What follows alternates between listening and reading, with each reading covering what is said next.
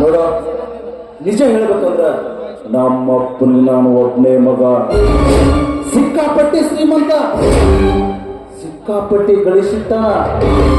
ನಾನು ಅದನ್ನ ಡಬಲ್ ಮಾಡ್ಕೋಂತ ಹೊಂಟಿದ್ದೆ. ನೋಡ್ರಪ್ಪ, ನನ್ನ ಹತ್ರ ರೊಕ್ಕನೂ ಅಷ್ಟೈತೆ, ಸೊಕ್ಕನೂ ಅಷ್ಟೈತೆ. ನೀನು ಮನಸ್ಸು ಮಾಡಿ ಒಂದೇ ಒಂದು ಸಾರಿ ಬಂಗಾರದ ಕಡ್ಡಿಯಿಂದ ತಿದ್ದಿ ಮಾಡಿರುವ ಈ ನಿನ್ನ ದೇಹವನ್ನು ನನಗೆ ಸಹಕರಿಸಿದ್ರ ನನ್ನ ಆಸ್ಥಾನಕ್ಕೆ ನೀನೇ ಅಲ್ಲ. ಎಲ್ಲ ಹೆಸರು ಒಂದರ ಕಲ್ತಿರಲ್ಲ. ನಿನಗೆ ಯಾರು ಅಕ್ಕ ತಂಗಿ ಅದಾರೋ ಇಲ್ಲೋ ಅಲ್ಲ. ನೀನು ಹೇಳಿದಂಗೆ ಎಲ್ಲರಿಗೂ ಅಕ್ಕ ತಂಗಿ ಅನ್ಕೋತ ಹೊಂಟ್ರ ನಮ್ಮಂತ ಗಡಸರ ಗತಿ ಏನು ಅಲ್ಲ.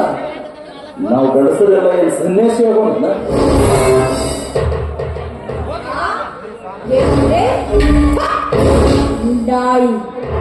ನಿನಗೆ ಅಕ್ಕ ತಂಗಿನಿ ಇಲ್ಲ ಅಂದ್ಮೇಲೆ ನಿನ್ನಂಥವನಿಗೆ ಅಕ್ಕ ತಂಗಿ ಒಂದು ಹೆಣ್ಣಿನ ಮೇಲೆ ಹೇಗ ಗೊತ್ತಾಗಬೇಕು? ನಿನಗೆ ಹೆತ್ತ ತಾಯಿಯಾದ್ರಿದ್ದಾಳ ಎಲ್ವೋ? ನೀನಿನ ತಾಯಿ ಹೊಟ್ಟೆ ಹುಟ್ಟಿಯೋ ಇಲ್ಲ ನಾಯಿ ಹೊಟ್ಟೆ ಹುಟ್ಟಿಯೋ? ಏನ್ ಸಾಧಿಸಿರೋ ನನಗೆ ಸಾವಿತ್ರಿ ಹೇಳಕ ಬಂದ ಭಾಳ ಪುರಾಣ. ನೀನು ಇವತ್ತಲ್ಲ ನಾಳೆ ಆದರೂ ಯಾರನ್ನಾದ್ರೂ ಮದುವೆಯಾಗಕ ಬೇಕು, ಅದನ್ನ ಈಗ ಮಾಡು ಅಂತ. ರಾಕ್ಷಸ, ಒಂದ್ ಮಾತು ಹೇಳ್ತೀನಿ ಕೇಳೋ. ಒಂದು ಹೆಣ್ಣು ಒಲಿದು ಬರ್ಬೇಕಂದ್ರ ಅದಕ್ಕೂ ಪುಣ್ಯ ಮಾಡಿರ್ಬೇಕು. ಹೆಣ್ಣು ತಾನಾಗಿ ಒಲಿದು ಬರ್ಬೇಕು. ಇಷ್ಟ ಇಲ್ಲದ ಹೆಣ್ಣನ್ನ ಬಲವಂತ ಮಾಡೋದಾದ್ರ ಕಾಲಾಗಿನ ಬೆಟ್ಟ ಕೈಯ ಈ ಶತಮಾನದ ಹೆಣ್ಣು ಕಣೋ. ಈ ರಪ್ಪ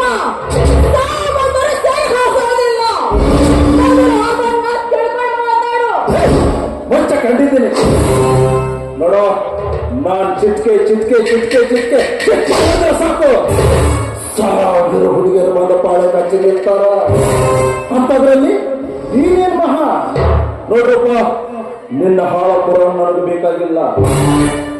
ಒಟ್ಟಿನಲ್ಲಿ ನಿನ್ನ ನನಗೆ ನೋಡ. ಹೆಚ್ಚಿಗೆ ಮರು ಮಾತನಾಡದೆ ಬರೀ ಮಾತಿಗೆ ನಿನ್ನ ಬಗ್ಗಿಲ್ಲ ಅಂತ ಕಾಣುತ್ತ. ಕಟ್ಟೆಗೆ ಲತ್ತೆ ಪೆಟ್ಟೆ ಸರಿ.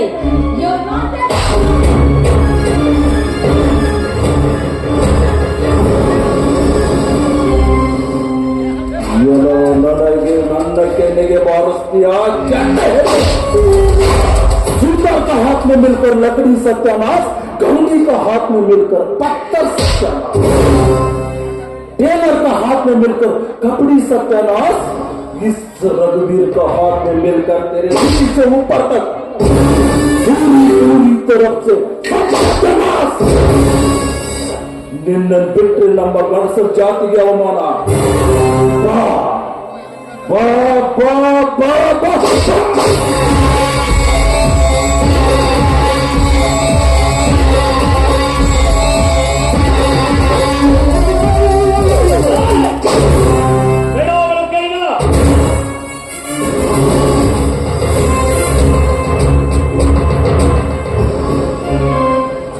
ಅಲ್ಲ, ನನ್ನ ಈ ಕಾರ್ಯದಲ್ಲಿ ಅಡ್ಡ ಬರುವ ನೀನ್ಯಾರು? ನಾನು ಯಾರು? ದಾರಿಯಲ್ಲಿ ಹೋಗುವ ಒಂಟಿ ಹೆಣ್ಣು ಮಕ್ಕಳನ್ನ ಕೆಲಕೋ ನಿಮ್ಮಂತ ಪಾಪಿಗಳಿಗೆ ಒಂದು ಬುದ್ಧಿ ಕಲಿಸಲು ಬಂದಿರೋ ವೀರ ಶೂರ ಈ ಸೂರ್ಯ. ಸೂರ್ಯ ಸೂರ್ಯ ನೋಡು, ಇವಳನ್ನು ಕಾಪಾಡೋದಕ್ಕೆ ಬಂದಿದೆಯಲ್ಲ, ಇವಳೇನು ನಿನ್ನ ಮನೆ ಹೆಣ್ಣ?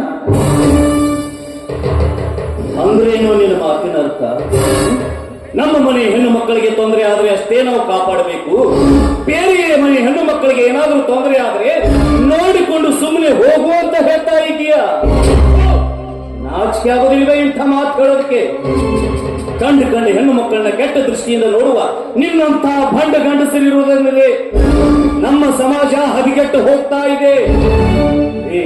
ನಮ್ಮ ಸಮಾಜ ಭಾರತೀಯ ಸಂಸ್ಕೃತಿಯಲ್ಲಿ ಹೆಣ್ಣಿಗೆ ಒಂದು ಮಹತ್ತರವಾದ ಸ್ಥಾನವಿದೆ.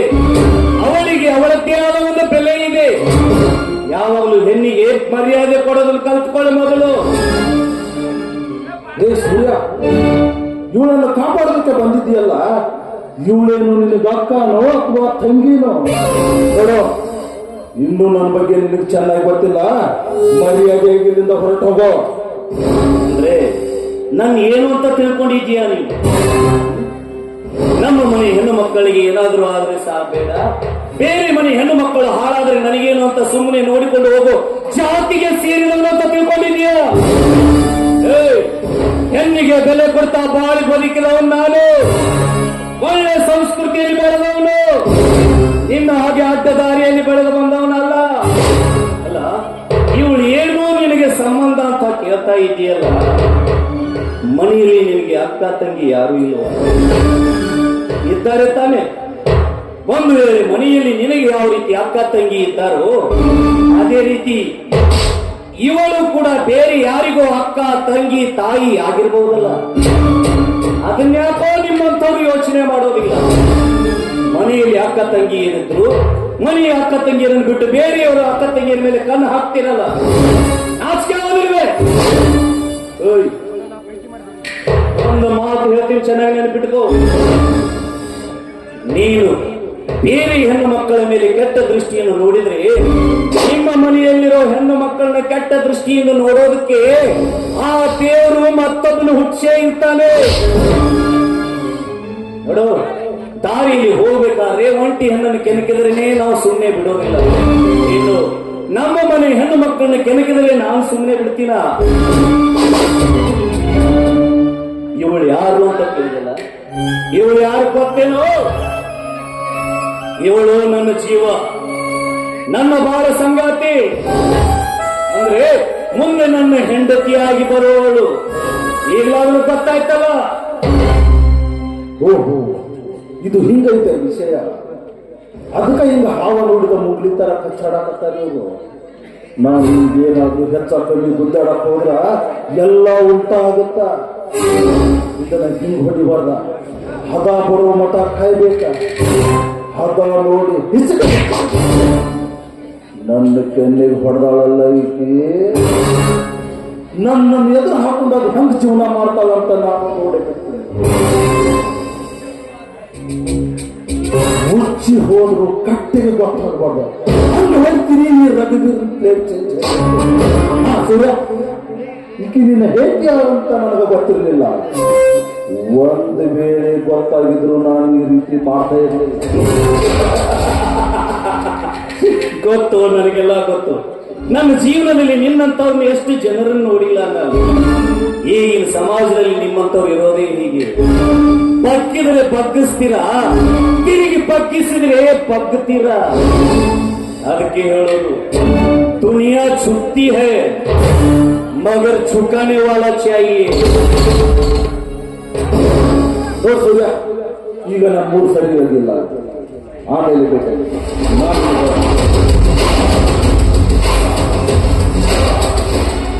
ನೋಡ್ರೆ ಸಮಾಜನೇ ಇದೆ. ನೀವು ಬೇಗ ಬರ್ದು ಹೋಗಿದ್ರೆ ಈ ನಿಜ ನನ್ನ ಬಾಳನೆ ನೀನಾಗಿ ಬೇಜಾರು ಮಾಡೋದು, ನಾನೇ ಲೇಟಾಗಿ ಬಂದೆ. ಐ ಆಮ್ ಸಾರಿ, ದಯವಿಟ್ಟು ನಾನು ಕ್ಷಮಿಸ್ಬಿಡು. ಸೂರ್ಯ, ನಾನು ಹುಟ್ಟಿದ ಕೂಡಲೇ ತಂದೆನ ಕಳೆದುಕೊಂಡೆ. ನನ್ನ ತಾಯಿ ಅಲ್ಲಿ ಇಲ್ಲಿ ಕೂಲಿನಲ್ಲಿ ಮಾಡಿ ನನ್ನ ಜೋಪಾನ ಮಾಡ್ತಾ ಇದ್ಲು. ಆದ್ರೆ ನಾನು ವಯಸ್ಸಿಗೆ ಬಂದ ಕೂಡಲೇ ಅವಳು ಅನಾರೋಗ್ಯದಿಂದ ಸತ್ತ ಹೋಗ್ಬಿಟ್ಲು. ನಾನು ನನ್ನ ಜೀವನದಲ್ಲಿ ಹೊಟ್ಟಿ ಹಾಕಿಬಿಟ್ಟೆ. ಬಂಧು ಬಳಗ, ತಂದೆ ತಾಯಿ, ಅಣ್ಣ ತಮ್ಮ, ಅಕ್ಕ ತಂಗಿ, ನನಗೆ ಯಾರು ಇಲ್ಲ. ಯಾರಿಲ್ಲದ ಅನಾಥೆ, ನಾನು ಯಾರಿಲ್ಲದ ಅನಾಥೆ. ಹುಚ್ಚಿರಂತೆ ಏನೇನು ಮಾತಾಡಬೇಡ. ನೀನು ಅನಾಥೇನ, ಮತ್ತೆ ನಾನು ಕೂಡ ನಿನ್ನ ಹಾಗೆ ಅನಾಥ. ನನಗೆ ತಂದೆ ತಾಯಿ ಯಾರೂ ಇಲ್ಲ. ಆದ್ರೆ ನಾನು ನಮ್ಮ ಅಣ್ಣನ ಆಶ್ರಯದಲ್ಲಿ ಬೆಳೆದೆ. ನಿನಗೆ ಅವ್ರು ಯಾರೂ ಇಲ್ಲ ಅಷ್ಟೇ. ಆದ್ರೆ ಹಾಗಂತ ಇನ್ಮೇಲೆ ಯೋಚನೆ ಮಾಡಬೇಡ. ನಿನ್ನ ಮುಂದೆ ಜೀವನದಲ್ಲಿ ಯಾವ ಕಷ್ಟ ಬರದಾಗೆ ನಾನು ನೋಡ್ಕೋತೀನಿ. ಇನ್ಮೇಲೆ ನಿನಗೆ ಬೆಂಗಾವಲಾಗಿ ನಾನು ನಿಲ್ತೀನಿ. ಇಂಥ ಪಾಪಿಗಳು ಎಷ್ಟೇ ಜನ ಬಂದ್ರು ಎದುರಿಸಿ ನಿನ್ನ ನಾನು ಕಾಪಾಡ್ತೀನಿ. ಇನ್ನು ಮುಂದೆ ಯಾರಿಗೂ ನನ್ನ ಕೈ ಬಿಡೋದಿಲ್ಲ ತಾಯಿ. ಕೈ ಬಿಡೋದಕ್ಕೆ ನಾನು ನಿನ್ನ ಬೆಂಬತ್ತಿರೋದ. ನಾನು ಸಾಯುವವರೆಗೆ ನನ್ನ ಕೊನೆ ಉಸಿರು ಇರುವವರೆಗೂ ನಿನ್ನನ್ನ ಕಣ್ಣಲ್ಲಿ ಕಣ್ಣಿಟ್ಟು ನೋಡ್ಕೊಂತೀನಿ. ಒಂದ್ ವೇಳೆ ನಿಮ್ಮ ಅಣ್ಣ ಒಪ್ಪದಿದ್ರೆ ನೋಡು, ನಿನಗೇನಾರು ಅನುಮಾನ ಇದ್ರೆ ನಡಿ, ಇವತ್ತೇ ದೇವಸ್ಥಾನಕ್ಕೆ ಹೋಗಿ ತಾಳಿ ಕಟ್ಟಿ ನೀವು ಮದುವೆಯಾಗಿ ಮನೆ ಕರ್ಕೊಂಡು ಹೋಗ್ತೀನಿ, ಆಯ್ತಾ? ನಿಜವಾಗ್ಲೂ ಸರಿ ಹಾಗಾದ್ರೆ. ನೋಡು, ಒಂದು ವೇಳೆ ನಮ್ಮ ಅಣ್ಣ ಅತ್ತಿಗೆ ಒಪ್ಪದಿದ್ರೆ ಹೇಗಾದ್ರೂ ಮಾಡಿ ಅವ್ರು ಒಪ್ಪಿಸ್ತೀನಿ. ಹಾಗೂ ಒಪ್ಪದೇ ಇದ್ರೆ ಕೈ ಕಾಲಾದ್ರೂ ಬಿಡ್ತೀನಿ. ಅದೊಂದೇ ಅಂತ ಅವಶ್ಯಕತೆನೇ ನನಗಿಲ್ಲ.